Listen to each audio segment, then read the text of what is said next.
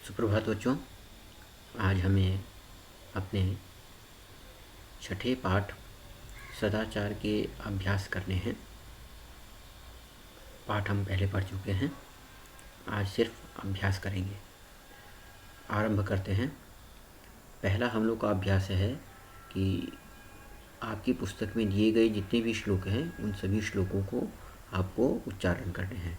तो आप सभी उन श्लोकों का उच्चारण करें। आपको लिखने के लिए पहले भी कहा गया था, उनके अर्थ लिखने के लिए कहे गए थे। हम अभ्यास संख्या 2 से आरंभ करते हैं। अभ्यास संख्या 2 में है हम लोग का कि दिए गए जो वाक्य हैं वे अगर सही हैं तो उनके सामने आम लिखना है, और अगर दिए गए वाक्य गलत हैं तो उनके सामने न लिखना है। तो पहला हम लोग का वाक्य है, प्रातः काले ईश्वरम स्मृत। सुबह के समय हमें ईश्वर का ध्यान करना चाहिए, स्मरण करना चाहिए। वाक्य सही है, इसलिए लिखेंगे आम। दूसरा वाक्य है, अनृतम ब्रूयात। अनृतम शब्द का अर्थ आपको पहले बताया गया था। अनृतम अर्थात झूठ, ब्रूयात बोलना चाहिए। झूठ बोलना चाहिए नहीं, वाक्य गलत है, इसलिए न लिखेंगे। तीसरा वाक्य है, मनसा श्रेष्ठ जन्म सेवेत। हमें मन से श्रेष्ठ लोगों की सेवा करनी चाहिए। वाक्य बिल्कुल सही है, इसलिए हम लिखेंगे आम। चौथा वाक्य है, मित्रेण कलहम कृत्वा जनः सुखी भवति। अपने मित्र के साथ कलह करके, झगड़ा करके व्यक्ति सुखी होता है।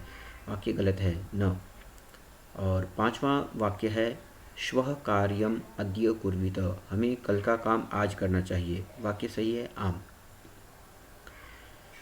अगला अभ्यास में हमें एक पदेन उत्तरतः दिए गए प्रश्नों के उत्तर हमें एक पद में देने हैं। आरंभ करते हैं। पहला प्रश्न है हम लोगों का, कह न प्रतीक्षते। क्या प्रतीक्षा नहीं करती है? उत्तर होगा मृत्यु। प्रश्नों के सामने ही उनके उत्तर लिखे हुए हैं।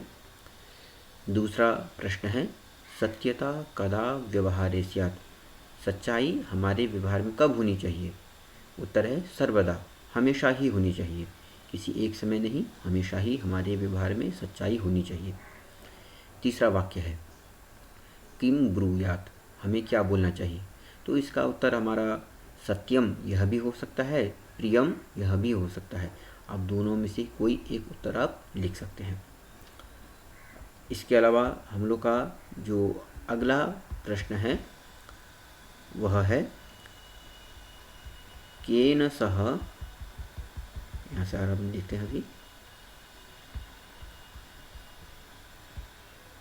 केन सह कलहम कृत्वा नरः सुखी न भवेत्। किसके साथ में झगड़ा करके व्यक्ति कभी सुखी नहीं हो सकता? तो उत्तर है मित्रेण, मित्र के साथ में। और पांचवा प्रश्न है, कह महारिपुः अस्माकं शरीरे तिष्ठति। कौन सा ऐसा बहुत बड़ा शत्रु है जो हमारे शरीर में रहता है? तो इसका उत्तर होगा आलस्यम। अगला हम लोग का प्रश्न है कि नीचे दिए गए जो वाक्य है उन वाक्यों में से एक पद को अंडरलाइन कर रखा है, रेखांकित कर रखा है। हमें उस पद के आधार पर में प्रश्न बनाने हैं। तो पहला वाक्य हम लोग का है, मृत्यु न प्रतीक्षते। मृत्यु प्रतीक्षा नहीं करती है। तो इससे जब हम प्रश्न बनाएंगे तो हम लोग का होगा, कह न प्रतीक्षते। क्या चीज़ प्रतीक्षा नहीं करती है? दूसरा वाक्य है हम लोग का, कलहम कृत्वा नरः दुखी भवति। कलह करके व्यक्ति हमेशा दुखी होता है। तो इससे जब हम प्रश्न बनाएंगे तो कलहम के स्थान पर आ जाएगा किम। तो वाक्य हम लोग का बनेगा, किम कृत्वा नरः दुखी भवति। तीसरा वाक्य है, पितरम कर्मणा सेवेत। पिता की कर्म के माध्यम से, कर्म से हमें सेवा करनी चाहिए। तो पितरम के स्थान पर आ जाएगा प्रश्न निर्माण का वाक्य, प्रश्न निर्माण के लिए शब्द कम। कर्मणा सेवेत, किसकी सेवा करनी चाहिए। चौथा वाक्य है, व्यवहारे मृदुता श्रेयसी। हमारे व्यवहार में कोमलता उचित है, कल्याणकारी है। श्रेयसी कल्याणकारी है। व्यवहारे का श्रेयसी, तो मृदुता के स्थान पर आ जाएगा का। अगला वाक्य है हम लोग का, सर्वदा व्यवहारे ऋजुता विधेया।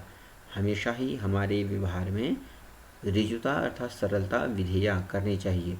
हाँ, तो इससे हम लोग का प्रश्न बनेगा, कदा व्यवहारे ऋजुता विधेया। तो ये हम लोग का अगला अभ्यास था। इसके बाद फिर हम इसके अगला अभ्यास देखते हैं कि उस अभ्यास में हमें क्या करना है। देखिए यहाँ पर मैं हम लोग के सामने में एक चक्र बना हुआ है, गोला बना हुआ है, 2 गोले बने हुए हैं। एक जो सेंटर में है, केंद्र में जो गोला बना हुआ है, उसमें 3 अलग अलग पद लिखे हैं, ब्रूयात, सेवेत और स्यात्। ये तीनों ही पद हमारी क्रियाएं हैं, वर्ब हैं। इनके अर्थ आप लोगों को पता ही होंगे। ब्रूयात से बोलना चाहिए, सेवेत सेवा करनी चाहिए, स्यात् होना चाहिए। ये हम अपने पाठ में पढ़ चुके हैं। अब हमें करना क्या है कि इन तीनों क्रियाओं को अलग अलग वाक्यों के साथ में लगा करके हमें उसको पूरा करना है।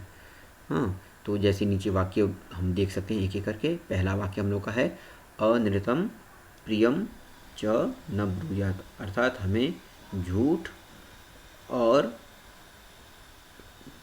प्रिय बातें एक साथ में नहीं बोलनी चाहिए, अर्थात ऐसी प्रिय बातें नहीं हमको बोलनी चाहिए जो झूठ हो। तो इसका हो जाएगा अनृतम प्रियम च न ब्रूयात। दूसरा वाक्य हम लोग का व्यवहारे सर्वदा औदार्यम स्यात्, हमारे व्यवहार में हमेशा ही उदारता होनी चाहिए। औदार्यम उदारता, स्यात् होनी चाहिए।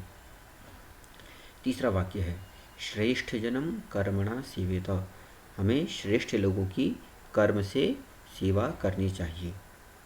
चौथा वाक्य व्यवहारे कदाचन कौटिल्यम न स्यात्, हमारे व्यवहार में कदाचन कभी भी कौटिल्यम कुटिलता टेढ़ापन न स्यात् नहीं होना चाहिए। सत्यम अप्रियम च न ब्रूयात, हमें ऐसा सत्य नहीं बोलना चाहिए जो अप्रिय हो। हाँ, तो सत्यम सत्य तो हो लेकिन अप्रियम, लेकिन अप्रिय हो, तो ऐसा न ब्रूयात नहीं बोलना चाहिए। वाचा गुरुम सेव्यत, हमें वाणी से गुरु की सेवा करनी चाहिए। 7वां वाक्य है सत्यम प्रियम च ब्रूयात, हमें सत्य और प्रिय दोनों ही बोलने चाहिए। मनसा मातरम पितरम च सेवित, हमें मन से माता और पिता की सेवा करनी चाहिए।